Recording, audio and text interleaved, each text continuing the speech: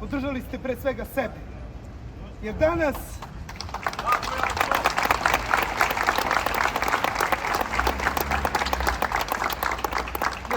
nije bio ono naš hir.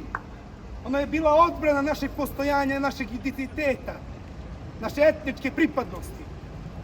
Da se zna da smo Srbi i da ćemo živjeti ovde. Živjeli su naši dedovi, pradedovi. Tako ćemo i mi. To je poruka za sve.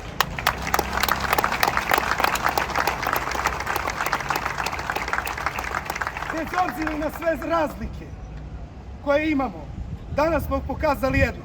Svi za jednog! Živjeli!